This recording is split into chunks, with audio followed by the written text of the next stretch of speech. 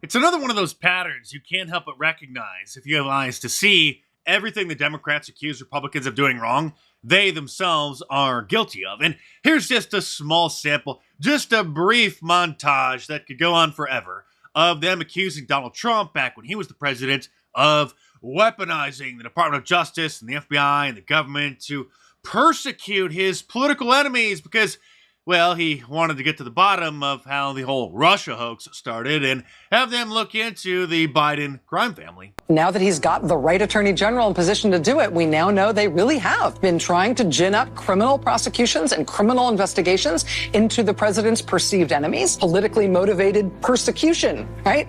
Courtesy of Bill Barr.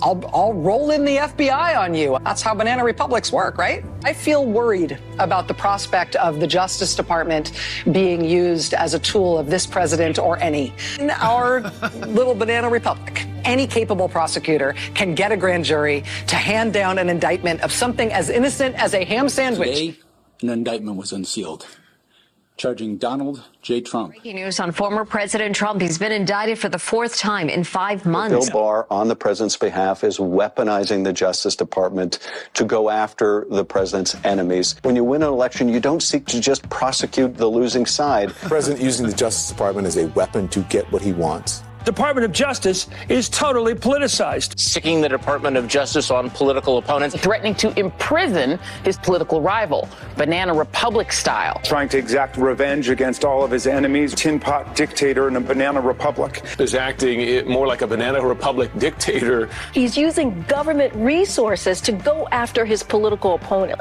Essentially, we are a banana republic. This goes on and on and on for several more minutes, but you get the point. And this was put together by the great Tom Elliott, who does some fantastic compilations. At this point, we should probably all be having an Alex Jones level freakout, except I think most of us, myself included, are in a state of shock as to what it is that's actually happening to this once great country that we had. And we better all buckle up because things are going to get extremely rough over the next few years. This is not like the Mueller investigation or the impeachment. This is a whole new level. But thankfully, we have Fox News, who hired Caitlyn Jenner back in March as the first transgender contributor to any news network, not to talk about transgender issues, which are one of the most pressing issues of our time, but just to get Caitlyn Jenner's assessment on any and all news-related matters. You know, I am a proud American. I love this country.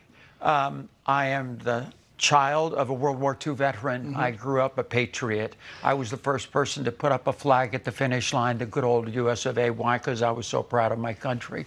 And I have to say today, and watching all this come down, this is the first time I've ever been ashamed of my country and what is going on.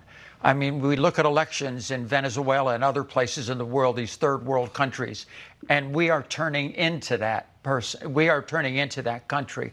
It is a shame, and so is Fox News becoming more woke than CNN or MSNBC. As you know, I watch CNN so that you don't have to, but I've never seen anything like this over on that network.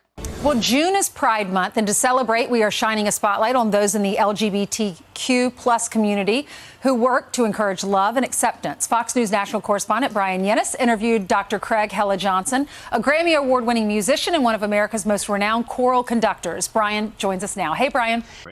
Wow, a gay musician. Let's celebrate. That's Ainsley Earhart, by the way, a proud Christian who sold out her faith for millions of dollars to celebrate what the Bible clearly condemns. But no matter how bad things are or how much worse they're going to get, we'll always find a way on this channel to laugh at the craziness somehow, like this. The indictment, as is the normal process in Georgia law, the grand jury issued arrest warrants for those who are charged.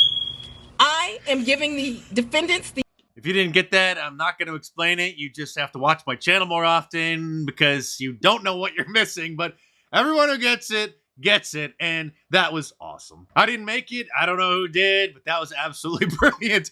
Simple, but brilliant. Someone else who's brilliant is attorney Alan Dershowitz, who is a Democrat, who has never voted for Donald Trump, doesn't particularly like Donald Trump, but knows that he's innocent. And so here's just a small segment of some of his analysis. Well, first of all, nobody should take at all seriously the fact that there was a grand jury indictment. It means nothing. It's the prosecutor who indicted. The best evidence of that is that it was on his website before the grand jury even voted. Now, the whole strategy of all these 4 cases is to get a conviction before the election, even if they're going to lose on appeal. I used to teach my students, many of them future prosecutors, if you bring a RICO case, that increases your chances of winning a trial and losing on appeal. The same thing is true with conspiracy and other cases involving mental states. And so all 4 of these cases are designed to get quick convictions in jurisdictions that are heavily loaded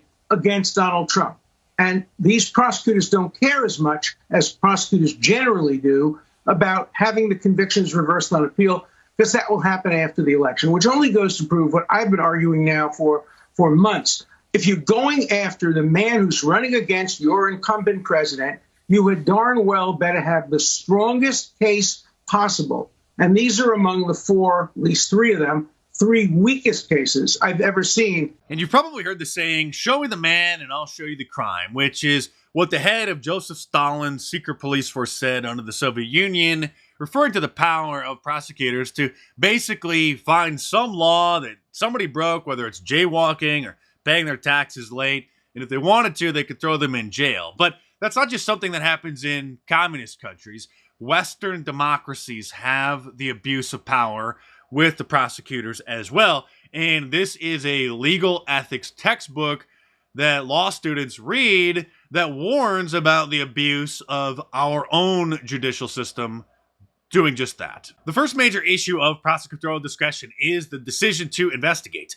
Justice Robert Jackson, who had been Attorney General of the United States, called that the most dangerous power of the prosecutor because it enables the prosecutor to pick people he thinks he should get rather than pick cases that need to be prosecuted. Irving Younger, reflecting on his own experience as a prosecutor, similarly observed that a prosecutor's power to damage or destroy anyone he chooses to indict is virtually limitless. Bennett Gershman, another former prosecutor who is one of the most thoughtful commentators on prosecutors' ethics, noted that the prosecutor's decision to institute criminal charges is the broadest and least regulated power in American criminal law. When a prosecutor focuses on a person, Jackson said, it is not a question of discovering the commission of a crime and then looking for the man who has committed it. It is the question of picking the man and then searching the law books or putting investigators to work to pin some offense on him. At that point, law enforcement becomes personal, and the real crime becomes that of being unpopular with the predominant governing group, being attached to the wrong political views, or being personally obnoxious to or in the way of the prosecutor himself. Meanwhile, the supposed president of the United States, Old Joe, took 4 days to issue a comment about the fires over in Hawaii and Maui. And of course, the media is saying that it's just Republicans being picky. Republicans say that that's proof he's not addressing the devastation. Well, the proof is on video when he was asked to comment about it, and he literally said, no comment. Not, we're doing everything we can to help them. It's a terrible situation. I'll issue a more in-depth statement later. He said no comment and smiled. I am Trump or bust. I've always supported him, but I support him even more now. And it looks like that's the case with other Americans who maybe weren't even sure about him because his poll numbers are only going up with every indictment. And if you feel the same way, order your Wanted for President shirt from my online store at markdice.com or click the link in the description below. Like all of my designs, it's available in a t-shirt, long sleeve, and a hoodie, and a whole bunch of different colors as well. So head on over to markdice.com or click the link in the description below and check it out.